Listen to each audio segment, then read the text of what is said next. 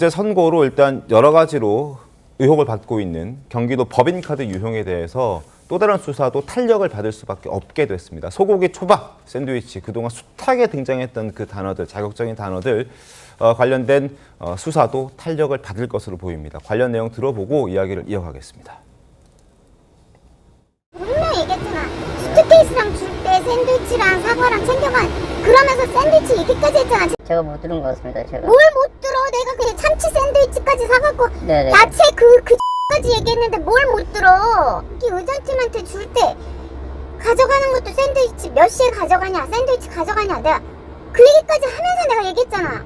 와, 근데 저기 사모님 진짜 양 많으신 것 같아요. 드시는 거 보면. 나는 개인적으로 기생충이 있다고 생각해. 초밥을 쌓아주진 않을 거 아니야. 한 번에 올리러 갔는데 네. 그 오두막 있잖아요, 코너에. 거기서 걔가 치킨을 먹고 있는 거야, 혼자. 너 뭐해? 엄마가 밥을 안 줘서 엄마 몰래 사서 먹는다는 거야.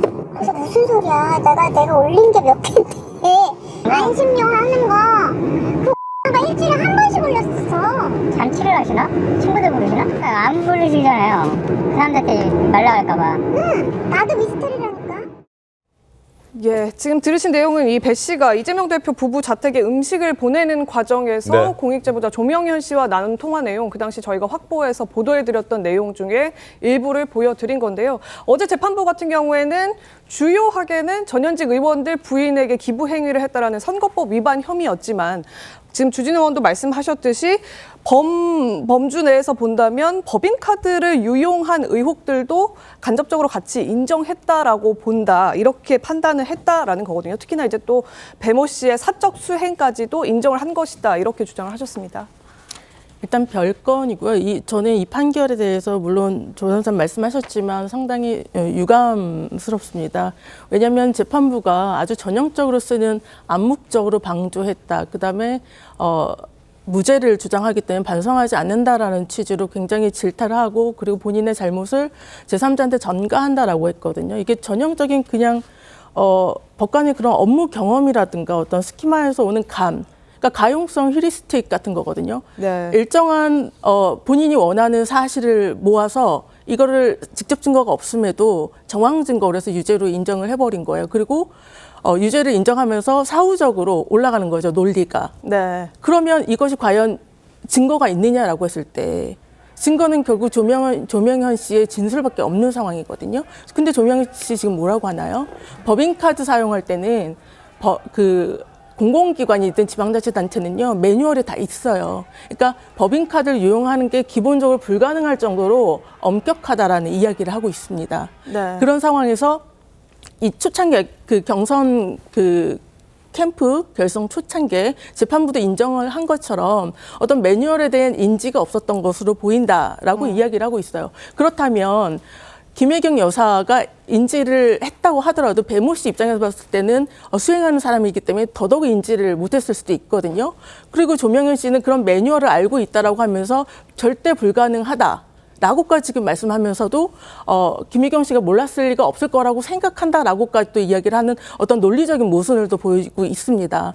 이런 상황을 종합적으로 고려를 해가지고 유죄 판결을 했어야 되는데 실질적으로 피고인의 주장에 유리한 증거들은 배척을 하고, 그다음에 유죄 판결로 삼을 수 있는 정황 증거들만 모아서 유죄인 것처럼 그렇게 했고요. 그다음에 형량 부분에 대해서도 굉장히 아쉬운 게 네. 최근 판결을 보면 예비 후보, 그러니까 물론 지방선거긴 한데 네. 예비 후보자의 아내가 돼지 한 마리를 그 5월 8일 어버이날 네네. 마을 잔치에 기부를 했어요. 그게 얼마 나왔는지 아십니까?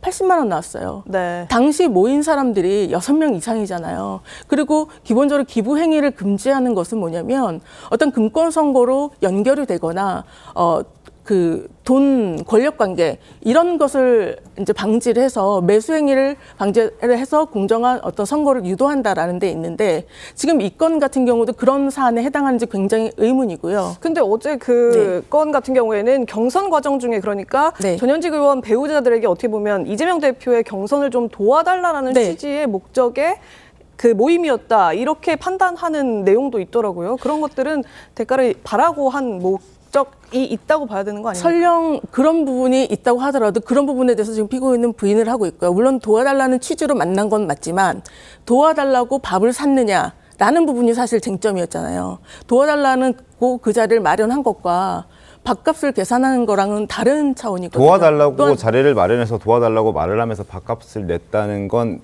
같은 연장선으로 봐야 되지 않습니까? 그렇지는 않죠. 왜냐하면은 지금 김혜경 여사 같은 경우는 각자 계산하는 것으로 인지를 하고 있었다라고 이야기를 하고 있고요. 배모 씨가 이제 자발적으로 그렇게 했다라고 하는데 이 부분이 과연 알았느냐 알지 못했냐라는 거는 사후적으로 보는 거거든요.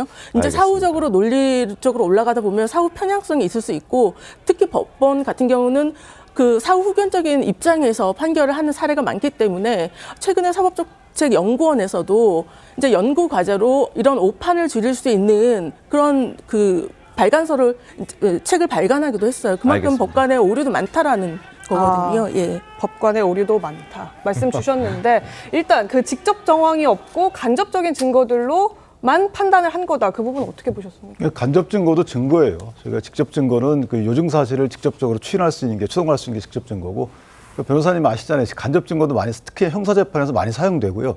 특히나 이제 내심의 의사라든가 이런 부분들은 아까 뭐 묵인 방조했는지는 사실은 이제 내심의 의사가 작동한 거잖아요. 이렇게 흘러가고 있는 걸 알면서도 제지하지 않았다. 이것도 묵인 방조예요. 네. 여기서 수혜자는 누구냐면 이재명 대표 및 그 김혜경 여사란 말이에요. 그렇기 때문에 본인이 이걸 막아야 될 의무가 있어요. 그럼에도 불구하고 묵인 내지 방조했다는 의미는 내가 알고 있었다. 그럼에도 제지하지 않았다라는 것이 들어있다는 거예요. 그렇다면 그것은 내심의 의사가 상당 부분 차지하기 때문에 간접적 사실들로 인정할 수밖에 없는 거고 또 하나는 전반적인 법인카드 문제는 사실은 제가 이런 생각을 해봤어요.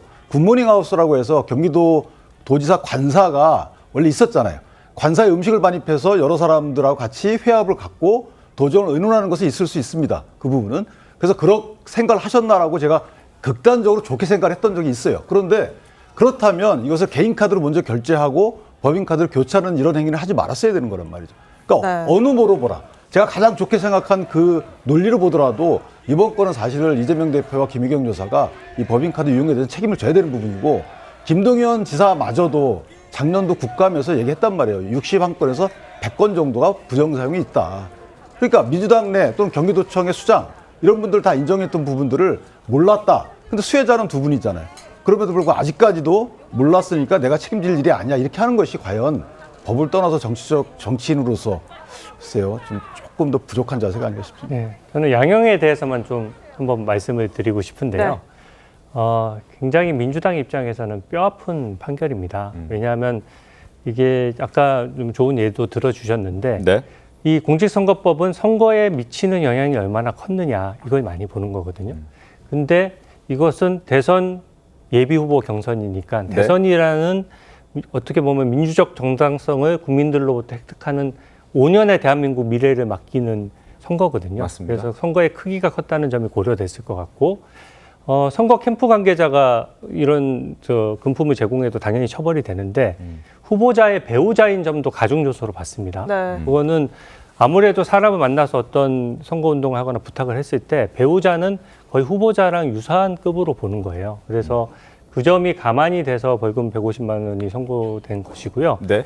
이게 연장선상으로 왜 뼈아프냐면 오늘 이재명 대표에 대한 선고의 양형 기준과도 네. 직결되는 문제입니다. 그렇습니다. 네. 왜냐하면 이재명 대표가 오늘 선고되는 것들이 허위사실 유포라서 금품은 아니지만 네. 네. 시기로 보면 대선 예비 경선 때랑 대선이 본격화돼서 대장동, 백현동 비리가 완전히 활활 타올라서 거기에 대한 질문을 집중적으로 후보자가 받는 그 시점이 훨씬 선거에 미치는 영향이 컸다라고 보는 것이고요. 그리고 그 허위사실을 유포한 당사자도 대변인이나 수석 대변인이 아니라 후보자 본인이에요. 본인, 네. 예, 그러니까 배우자보다 더 어떻게 보면 더 직접적이고 영향을 미치는 거고요. 이게 이슈가 너무 컸다 보니까 배우자나 혹은 대변인이나 다른 분들이 해명을 할 수가 없고 후보자 본인이 나와서 해명할 수밖에 없을 정도의 이슈였어요. 네. 그래서 큰 이슈였기 때문에 누가 보더라도 10만 4천 원, 저는 사건이 크지 않다고 생각합니다. 네. 10만 4천 원이면 금액이 크지 않죠. 네. 그조차도 선거법에 관련된 룰이기 때문에 통상의 기준대로 벌금 150만 원이 선고됐기 때문에 그렇다면 오늘 판결이 있은 허위사실 유포의 백현동 비리나 대장동 비리에 대해서 허위 사실을 통해서 이것을 해명해 나갔다는 사실이 인정된다면 네. 그거는 150만 원이 아니라 훨씬 더 중한 형이 선고되겠죠. 검찰이 이 이제 크기를- 징역 2년 구형했으니까요. 예, 그죠? 예, 이 크기를 비교하시면 저는 적절한 양형을 감을 잡으실 수 있을 것이라고 생각합니다. 예, 뭐 이재명 대표 오늘 선고 관련해서 이제 뒤에 얘기가 있을 거고요. 아까 네. 이제 다른 법인카드 사용 문제를 이 사건을 계기로 해서 마치 확정적으로 다 유효한 것처럼 할 수 있는 단계도 아니고 그렇지도 않다고 봅니다. 이 사건은 수사 과정의 문제도 봐야 됩니다. 지금 이 법인카드 문제가 2022년 1월 달인가 첫 보도된 후에 그때부터 지금까지 2년 6개월 넘게 계속 잊을만 하면 계속 보도되고 잊을만 하면 검찰이 어떤 수사 절차를 합니다. 압수수색에 대한 것도 그렇고요. 경기도청에 들어가서 확보되는 또 압수수색도 어마어마했습니다. 그게 아직도 기소가 안 돼 있습니다. 그런데 이 공직선거법 사건은 이 공범인 이 배모 사무관 재판에 항소심이 끝난 다음에 상고를 안 하고 확정되기 직전에 갑자기 기소를 합니다. 그러니까 검찰이 이런 식으로 수사를 했다는 거예요. 이거를 이 공직선거법은 상대적으로 입증이 쉽다고 봐서 거기에 관련 자료를 지금 다 제출한 겁니다. 네. 그래서 배모 사무관이 이런 식으로 김혜영 여사와 관계돼 있고 이런 식으로 법인카드를 지출하고 쓴 거를 봐라. 그리고 이거 당연히 그 용도로 사적으로 기부 행위로 지출된 게 맞다. 이렇게 이 사건을 입증을 해냈고 이제 재판부가 받아들인 건데 네. 이 앞서 다른 법인카드 사건도 이렇게 확정될 수가 없는 겁니다. 실제 배모 씨는 그 재판에서 어떻게 얘기했냐면 이 개인카드로 결제한 다음에 이 김혜영 여사한테 또 현금으로 받고 이걸 법인카드로 바꾸고 이랬다고 진술하고 있거든요. 그래서 지금 이 사건 전체를 이 공직선거법 사건이 1심 선고가 이렇게 나왔다고 해서 전체 법인카드 문제가 이재명 대표 또 김혜경 여사의 유죄로 갈 가능성이 큰 것처럼 계속 주장하거나 보도되기에는 아직은 섣부르다 이런 말씀 드리고 싶습니다. 알겠습니다. 상황을 계속 지켜보죠.